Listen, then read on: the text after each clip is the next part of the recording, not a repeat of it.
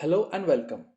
In today's video, we take a look into WebSockets, which is a full duplex real-time communication protocol.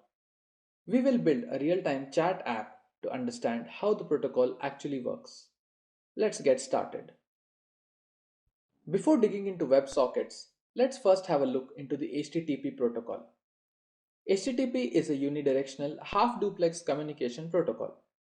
What that means is, even if it wanted to, the server by itself does not send any information to the client. The client will always strictly have to make a request in order to receive a corresponding response.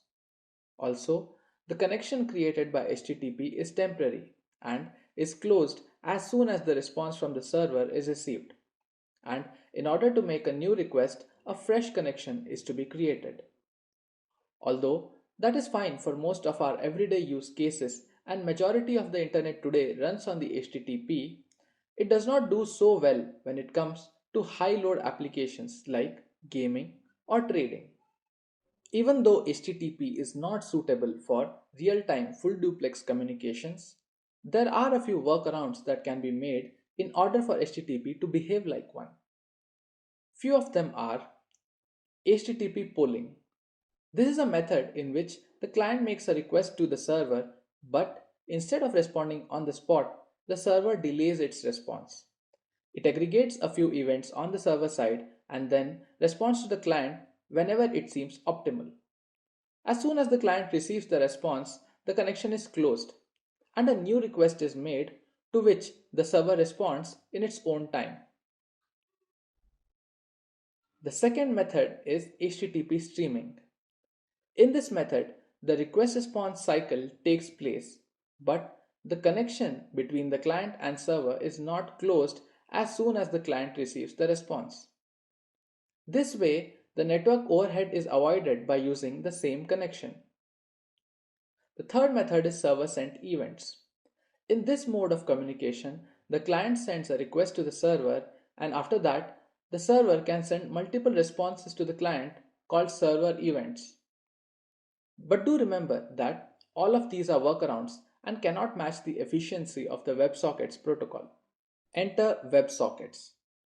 As a part of this protocol, there is a handshake request that is sent from the WebSockets client to a running WebSockets server. Once the client is connected to the server, it establishes a full duplex real-time communication channel between them. Post that, both the client and the server are free to push messages to each other as they like. This will continue to be the case till the time the connection exists. Now that we know a fair bit about the workings of the WebSocket protocol, let us build a chat app in order to implement our freshly acquired knowledge. As a part of the chat application, we'll be running a WebSocket server which will keep a track of all the clients connected to it. Whenever a message is sent from any of the clients to the server, it will receive that message and broadcast it to all the connected clients, including the client who sent it, thus confirming that the message has been received by others. Let's start building. Feel free to follow along with the tutorial or check out the final code from the GitHub repo link in the description of this video. Hey, are you tired of recreating bugs in your React apps? If so, click on any of the links in the top right of this video to get a free trial of LogRocket. LogRocket is a React monitoring solution that helps you track Redux state, automatically surface JavaScript errors, and monitor slow network requests and component load times. Enjoy the rest of the video. Let's create the server first. Create a folder to store the code using this command. Then cd into it and do a npm init to start a fresh project using Node. Install the two npm modules, WebSocket and HTTP, that we'll be needing for the purpose of this project, and we are all set to code. Let us create an index.js file in the same folder and start coding the server. First, we will import the dependencies. Here, we are defining the WebSocket server port as 8000 and importing WebSockets as well as HTTP. Now, we create an HTTP server using the HTTP module that we just now imported and program it to listen onto the port 8000. Once this is done, we will spawn up a WebSocket server using the instance of the HTTP server that we created just now. That WebSocket server will listen onto port 8000. Here we create a clients object wherein we'll store all the connected clients. In the onRequest method, we define what should happen once the server receives a request. Here, we will create a unique user ID for every user that connects to this server. For generating the user ID, we'll use this method. Once the user ID is created, we will then console.log the new request that we have received. Once that is done, we will now accept the request. For that, we use the request.accept method provided to us. Using this method, we'll create a new connection. Now that we have a new connection with us, we will store that connection in the client's object that we just now created by using the key as the user ID. Once we do this, we will console.log that we have connected to the server. We'll also define a non-message handler. This is the one that will get triggered whenever the server receives any message. All the messages received will be of the format UTF-8. In this message handler, we are doing nothing but we are just looping over all the keys in the client's object, which is all the connected clients to this server, and just forwarding the message that we just now received. We are using the sendUTF method in order to do that. And that's all. This is all the code that we require to spawn up a WebSocket server. Let's start the server using the start script. The start script is nothing but node index.js. When we run npm start, we see that our WebSocket server is now active and running on the port 8000. In order to create the client, we'll follow the same procedure as the server. But in this case, we will install these 5 dependencies that are required for the chat client functionality as well as user interface. As the client is going to be an application built with React, today's video sponsors LogRocket can come in handy here. LogRocket is the front-end application monitoring solution that allows you to see why your bugs are happening. LogRocket shows you your users' network activity, their console logs, errors, as well as the Redux store. You'll get to experience your bugs just like your users do. So, check out LogRocket at the link in the top right of this video to get 14 days for free. Let's start with the package.json in the project folder. We'll add a start script, which is nothing but React script start. Here we will create a new folder, call it public, and then place the index.html inside the folder. Our index.html is nothing but a generic index.html file. In the file, we are specifying the title as well as a div with the ID of root, which the JavaScript file containing the React code will use later. We'll create a source folder and an index.js file where we'll write all our React code. Here, first let us import the React DOM. Before that, we'll also create index.css. In the index.js, let us import the React DOM first. After that, we'll create a React component. Let's name the component as app. Now, we'll add some testing code to see if it works. And then, we'll render this component using the React DOM in the div with the ID of root that we created in the index.html. Once we do that, we are now good to test our code. Let us run the start script and see if we can get an output for this piece of the code. When we start the development server, we see that on localhost 1992, we get the output. Let's move ahead. Now, we will add the part related to the WebSocket client. For that, we'll import the WebSocket library. With the help of that, we will now create a connection, that is a client. We do that by using the new keyword and then creating a new W3C WebSocket. The WebSocket is programmed to connect to localhost 8000, and this is where our WebSocket server is running already. Once the client connects, we want to see some feedback message.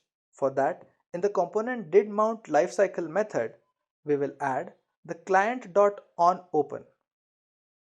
This client.onOpen is called whenever the client is able to connect to the server. Inside this, we are just logging some information. Let us now go to the inspect panel and check whether we are getting this log. And yes, we are getting the log, which means that our code is able to connect to the server.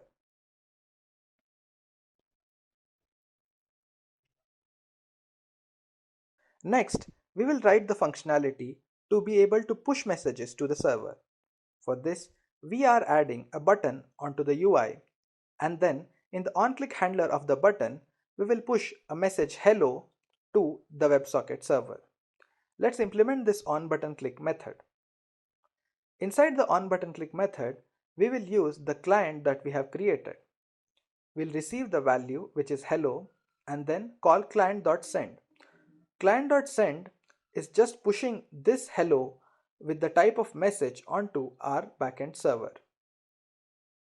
Because we have programmed our WebSocket server to just send us back whatever message we push to it, if we implement a client.onMessage method and then console.log the message sent by the server back to us, we should be able to see exactly the same message that we had sent to the server in the first place. Let us test that. On pushing the send message button, we can see that got reply is getting console log, and it is exactly the same message that we sent to the WebSocket server. It's coming back to us and getting logged. Let's move on. Now we will implement a login functionality, but it will not be any authentication based login, but just collection of a username from the user. For that, we import all these components from ant.d. Let us now get the search component from inside of input, which is nothing but a text box plus a button. In the state, we'll keep track of two variables, the username, which is blank for now, and is logged in, which is false because the user is not logged in as of now. When the user is not logged in, we want to display the login page. So we will write a ternary condition in the render method. If the is logged in is true, in that case, we will display the button that we currently have on our UI. If the is logged in is false, then we will display the login page. The login page is nothing but a div, and inside that div there is the search component from ant.d. In the search component, the placeholder of enter username, a button called login is placed. And when the button is clicked, we will set the is logged in to true and the username to whatever value is present in that text box. Let us see this code in action. After the code compiles, we will be able to see that now instead of showing the button, we are seeing the login screen.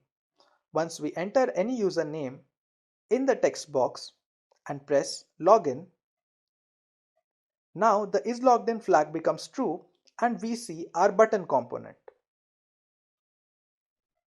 Now that we have our username and is logged in flag set to true, let us implement the inner user interface.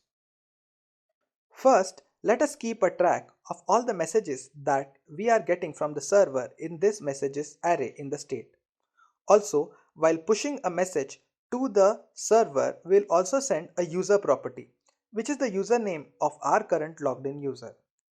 In addition to that, we'll also modify the onMessage event handler. Here, we have to push all the messages that we are getting from the server side into this messages array that we just now created. We can also use the .push array method, but this is a more of an immutable approach. Now, once we have the messages array in our state, let us display that on our UI. In order to do that, we will map over the messages array that is present in the state, and then for every message, we will display each message inside of a paragraph tag. Let's see how that works out. Let's log in, and then on pressing send message, we are seeing that now we see the message as well as user. Hey, Are you tired of recreating bugs in your React apps? If so, click on any of the links in the top right of this video to get a free trial of LogRocket. LogRocket is a React monitoring solution that helps you track Redux state, automatically surface JavaScript errors, and monitor slow network requests and component load times. Enjoy the rest of the video. Now that we have a track of all the messages we are receiving from the server, let's prettify the UI. For that, we will be using this text component from ant.d library. In order to use the text component, we'll have to import it. The text component comes from the typography component which we have imported from ant.d. In addition to that, we see that we have applied a title class, so we'll need to add the CSS for that. Now we'll have to import the index.css in order for the styles to reflect. And as you can see, the background has now changed because of our style from the index.css. Now when we log in, we'll also be able to see a title at the top which is WebSocket chat, and that is the title that we just now added. Now let us add the text box and the button through which we will be sending our chats, and let us push it to the bottom using some CSS. In this CSS, the position is fixed and width is 100%. Also, the search component is being used here as well. Let's see how that works. Now we can see that there is a search box with a send button at the bottom because we have given a left of 0 and a bottom of 0 as the CSS. Now all that is left to do is to populate the chat messages in between the title and the text box. For that, we are inserting a div with some styles attached to it. This is where we'll render the messages. For doing that, we are again mapping over the messages inside of state, and this time for each message in the state, we will be using an ant.d component called the card. Now the card is a component that will beautify our chat user interface. Let's import a meta component from inside of the card, which we also need for this purpose. Here we are applying some styles to the card component as well. We are giving it a width, some margin to make it look pretty, and also in addition to that, we are giving it an align self property. Now, if the user who sent the message is the same user as with we are logged in, it will be right aligned. And for any other messages sent by other users, the message will be left aligned to give it a group chat kind of a feel. We supply the title as the user and the description as the message. And let's see how that renders out inside the card component. We'll enter a message and then press the send button, and there you go. We see a message in our chat client. But there is an issue that the message is not getting cleared up. We'll fix that by clearing the message from the state. So we do a set state, and for the message, which is a search val, we are setting a blank value. Now let's try that again. Let's log in. And now if we enter any message and press send, we'll see that the text box is now getting cleared and the message is also appearing in the user interface. This is just for a single client. Now let us duplicate another client and see how the functionality works. For that, we will copy the localhost 1992 and then spawn another instance of the same client. Once both of the instances are up, we'll log in into both the clients. Now we will post message from one of the client. And there you go. We can see the messages in both the clients, one left aligned and another right aligned. We can also reply to the message from the other client and it will reflect inside the other client. This is the functionality that we set out to build in the first place. And there you go, our very own group chat application that uses WebSockets. You can play around with it and add more clients, and by sending messages from any one of the clients, the message will be reflected in all the other clients at that instant. In conclusion, We learned today by building a small real-time chat app that the WebSocket protocol has a big list of advantages compared to the HTTP-based REST protocol and has great applications when it comes to high throughput use cases. If you have any such requirement, you must give WebSockets a try. That's all for today's video. See you in the next one. Until then, happy learning.